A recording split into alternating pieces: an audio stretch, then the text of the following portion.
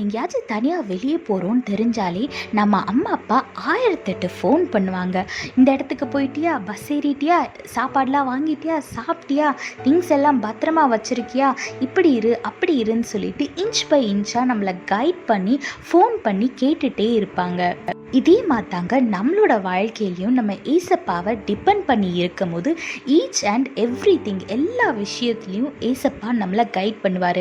வேதத்தில் பாருங்கள், சங்கீதம் 32:8 போட்டிருக்கு, நான் உனக்கு போதித்து நீ நடக்க வேண்டிய வழியை உனக்கு காட்டுவேன், உன்மேல் என் கண்ணை வைத்து உனக்கு ஆலோசனை சொல்லுவேன்னு ஏசப்பா இந்த நாளில் உங்களை பார்த்து வாக்கு கொடுக்குறாரு.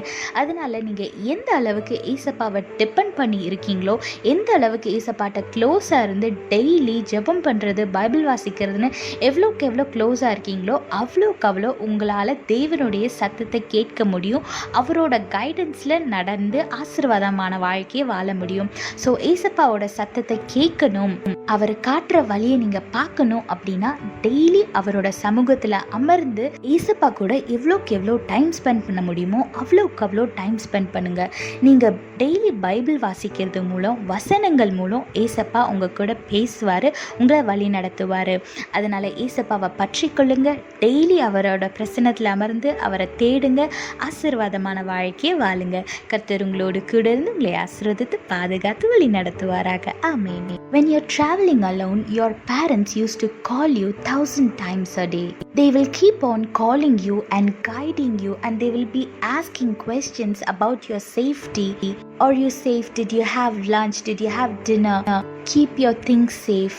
Don't talk to strangers. They will be guiding like this until you reach the destination safely. Likewise, in our life, when we are close with God, He will guide us like this. The much more you get closer to Him, you will be able to hear His voice and understand the difference between the voice of our God and Satan and people. Look what the Bible says in Psalm 32:8. I will instruct you and teach you in the way you should go. I will counsel you with my loving eye on you. Yes, if you want a God to instruct you and teach you the way you should go, you should read the Bible regularly every single day, because our God will speak through His words.